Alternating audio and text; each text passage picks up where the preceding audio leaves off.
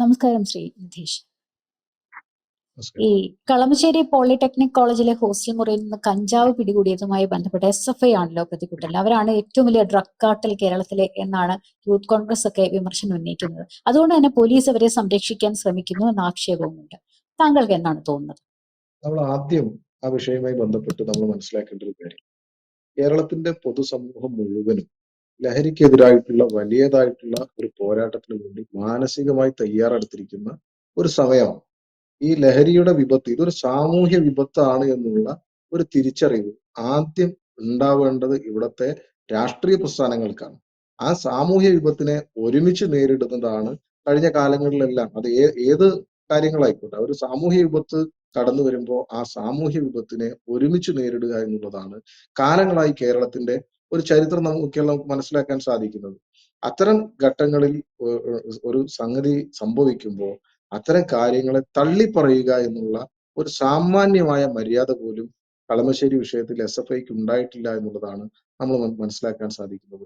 നമുക്കറിയാം, കേരളത്തിലെ ക്യാമ്പസുകൾ, SFIയുടെ ചില ക്യാമ്പസുകളെല്ലാം SFIയുടെ ഏകാധിപത്യത്തിന്റെ കോട്ടകളാണ്. അവരുടെ സർവാധിപത്യത്തിന് വിരുദ്ധമായി ആരെങ്കിലും ഇടപെട്ട് കഴിഞ്ഞാൽ അവരെ ഉന്മൂലനം ചെയ്യുക, അവരെ കായികമായി നേരിടുക എന്നുള്ളതാണ് കാലങ്ങളായിട്ട് അവരുടെ രാഷ്ട്രീയം എന്ന് പറയുന്നത്. അപ്പൊ കേരളത്തിലെ ക്യാമ്പസുകളുടെ ഹോസ്റ്റലുകൾ SFIയുടെ സ്വൈര്യ വിഹാരത്തിന് വിഘാതം സൃഷ്ടിക്കുന്ന ആളുകളെ അവിടേക്ക് അടുപ്പിക്കാതിരിക്കുക, ആ ഹോസ്റ്റലുകളിൽ നിന്ന് അത്തരം ആളുകളെ പുറത്തു നിർത്തുക എന്നുള്ളത് കാലങ്ങളായി SFI അവരുടെ ഒരു സമീപനമാണ്, അവർ സ്വീകരിച്ചു വരുന്ന സമീപനമാണ്. ആ സമീപനം നമുക്ക് മനസ്സിലാകും. നമ്മൾ ഇത്രയും കാലം കരുതിയത് SFI ക്യാമ്പസുകളുടെ ഹോസ്റ്റലുകളുടെ അവരുടെ ഒരു സർവാധിപത്യത്തിന്റെ വേദികളാക്കി വെക്കുന്നത് അവർ മാത്രം മതി എന്നുള്ള അവരുടെ ആ ജനാധിപത്യ ദംശനത്തിൻ്റെതായിട്ടുള്ള അവരുടെ ആ രീതിയാണ് എന്നാണ് നമ്മൾ മനസ്സിലാക്കിയത്. പക്ഷെ അതിനപ്പുറത്തേക്ക് ഇത്തരം വിധ്വംസകമായ പ്രവർത്തനങ്ങളുടെ, ഇത്തരം സാമൂഹ്യ വിരുദ്ധമായ പ്രവർത്തനങ്ങളുടെ, സാമൂഹ്യ വിരുദ്ധരുടെ കൂട്ടായ്മകൾക്ക് വേണ്ടിയാണ് ഇത്തരം ഹോസ്റ്റലുകളെയൊക്കെ അവർ ഉപയോഗപ്പെടുത്തുന്നത് എന്നതിന്റെ ഏറ്റവും വലിയ തെളിവുകളാണ് കളമശ്ശേരി സംഭവം നമുക്ക് കാണിച്ചു തരുന്നത്. കളമശ്ശേരി മാത്രമല്ല, നമുക്ക് ഒരുപാട് ഉദാഹരണങ്ങൾ നമ്മുടെ മുമ്പിലുണ്ട്. കോട്ടയം ഗവൺമെന്റ് മെഡിക്കൽ നഴ്സിംഗ് കോളേജിലെ കാര്യം നമുക്ക് മുമ്പ് അറിയാം. അതുപോലെ തന്നെയാണ് അങ്ങനെ ഓരോ ക്യാമ്പസും SFIക്ക് ആധിപത്യമുള്ള ഓരോ ക്യാമ്പസുകളും നമ്മൾ എടുത്ത് പരിശോധിച്ചാൽ നമുക്ക് കാണാൻ സാധിക്കുന്നത് ഇത്തരം സാമൂഹ്യ വിരുദ്ധരായിട്ടുള്ള ആളുകളുടെ, ക്രിമിനലുകളുടെ ഒരു സംഘം ഇത്തരം ക്യാമ്പസുകളിൽ അഴിഞ്ഞാടുന്നു എന്നുള്ളത് ഒരു യാഥാർത്ഥ്യമായി നമുക്ക് കാണാൻ സാധിക്കുകയാണ്. എന്നുവെച്ചാൽ ഈ യുവാക്കളെ ഇതുപോലെ ലഹരിക്ക് അടിമപ്പെടുത്തി ഇവരുടെ ഒരു പൊളിറ്റിക്കൽ രീതിയിലേക്ക് കൊണ്ടുവന്ന അക്രമങ്ങൾക്കൊക്കെ പറഞ്ഞു വിടുക, അതാണ് കാലാകാലങ്ങളായി SFI ചെയ്തുകൊണ്ടിരിക്കുന്നത്. പക്ഷേ നമ്മുടെ കേരളത്തിന്റെ മുഖ്യമന്ത്രി പറഞ്ഞത് ഓർമ്മയുണ്ടാകുമല്ലോ, SFI ഉൾപ്പെട്ട ഒറ്റ അക്രമ സംഭവം പോലും ചൂണ്ടിക്കാണിക്കാൻ സാധിക്കില്ല എന്നാണ് പിണറായി വിജയൻ സധൈര്യം കുറച്ചു നാളുകൾക്ക് മുൻപ് പറഞ്ഞത്. അല്ല, അത്തരം പ്രസ്താവനകളൊക്കെ കേരളത്തിന്റെ പൊതു മനസാക്ഷിയെ വെല്ലുവിളിക്കുന്ന രീതിയിലാണ്, ഇവിടെയുള്ള ജനങ്ങളുടെ സാമാന്യ ബോധത്തെ വെല്ലുവിളിക്കുന്ന രീതിയിലാണ് അത്തരം പ്രസ്താവനകൾ എന്ന കാര്യത്തിൽ യാതൊരു തർക്കവുമില്ല. നിങ്ങൾ നോക്കൂ, കഞ്ചാവ് ഉപയോഗിക്കുകയല്ല, കളമശ്ശേരി ക്യാമ്പസിലെ ഹോസ്റ്റലിനകത്ത് കഞ്ചാവ് ഉപയോഗിക്കുക എന്നുള്ളതല്ല SFI സ്വീകരിച്ച രീതി. പോലീസ് അവിടെ ചെല്ലുമ്പോൾ അവിടെ പാക്കിംഗ് ജോലികൾ നടക്കുന്നു എന്നാണ് പറയുന്നത്. അതാണ് മാസ്റ്ററിലെ റിപ്പോർട്ട് എന്ന് പറയുന്നത്. പോലീസ് കയറി ഹോസ്റ്റലിനകത്തേക്ക് വരുമ്പോൾ അവിടെ കഞ്ചാവ് വേർതിരിച്ച് 100 ഗ്രാമും 200 ഗ്രാമും 300 ഗ്രാമും ഒക്കെ ആവശ്യക്കാർക്ക് അനുസൃതമായ രീതിയിൽ ആ കഞ്ചാവ് പാക്ക് ചെയ്യുന്ന ജോലികൾ നടന്നുകൊണ്ടിരിക്കുക. വെറും പാക്കിംഗ് അല്ല നടക്കുന്നത്, കൃത്യമായ അളവിൽ കഞ്ചാവ് വിതരണം ചെയ്യാനുള്ള ഉപകരണങ്ങളാണ് അവിടെ ഉണ്ടായിരുന്നത്. അത് തൂക്കി അളവും തൂക്കവും കൃത്യമാക്കാനുള്ള ത്രാസ് അടക്കം ആ ഹോസ്റ്റൽ മുറിക്കകത്ത് ഉണ്ടായിരുന്നു എന്ന് പറയപ്പെടുമ്പോൾ ഒരു കലാലയത്തിന്റെ ഹോസ്റ്റലിനകത്ത് കഞ്ചാവ് വേർതിരിച്ച് വിൽക്കാനുള്ള ഉപകരണങ്ങൾ ഉണ്ടാകുന്നു എന്ന് പറയുമ്പോൾ നാം കേരളീയ മനസാക്ഷി തല താഴ്ത്തേണ്ടതല്ലേ? കേരള പൊതുസമൂഹത്തിന് നാണക്കേടുണ്ടാക്കിയ വിഷയമല്ലേ? ആ വിഷയത്തിൽ പോലും ഇത്തരം ആളുകളെ സംരക്ഷിക്കുന്ന സമീപനം സ്വീകരിച്ചാൽ ഇവർക്ക് ഈ ലഹരിക്കെതിരായിട്ടുള്ള, ഈ സാമൂഹ്യ വിപത്തിനെതിരായിട്ടുള്ള ഇവരുടെ പോരാട്ടത്തിൽ ഇവരുടെ ആത്മാർത്ഥത എന്താണ്? ഏത് രീതിയിലാണ് ഇവരെ വിശ്വസിക്കാൻ സാധിക്കുന്നത്?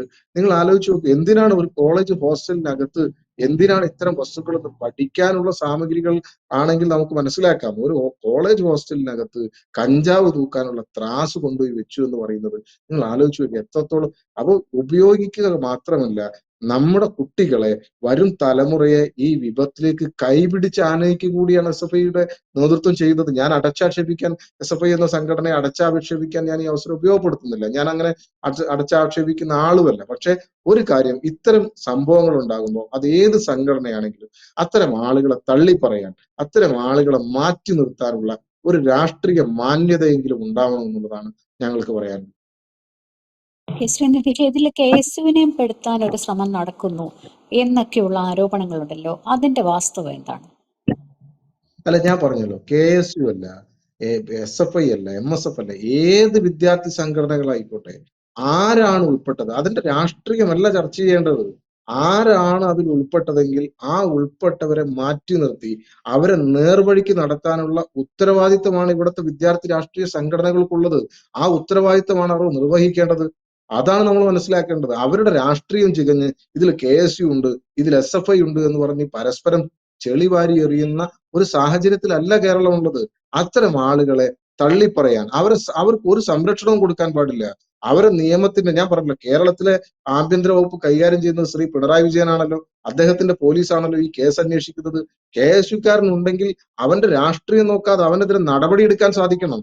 അതിനുള്ള സ്വാതന്ത്ര്യം കേരളത്തിലെ പോലീസിന് നൽകുകയല്ലേ വേണ്ടത്.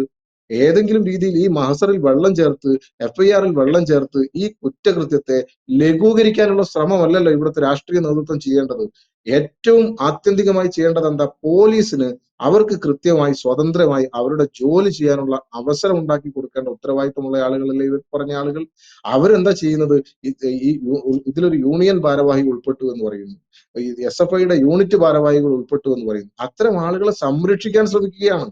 അവർക്ക് തെറ്റ് പറ്റിയെങ്കിൽ ആ തെറ്റിനെ തിരുത്താനല്ല ശ്രമിക്കുന്നത്, അവരെ സംരക്ഷിക്കാൻ ശ്രമിക്കുന്നതും തെറ്റ് തിരുത്താൻ ശ്രമിക്കുന്നതും തമ്മിൽ രണ്ടാണ് എന്നുള്ള ഒരു ഒരു ഒരു സാമാന്യ ബോധമെങ്കിലും ഇവർ കാണിക്കണ്ടേ.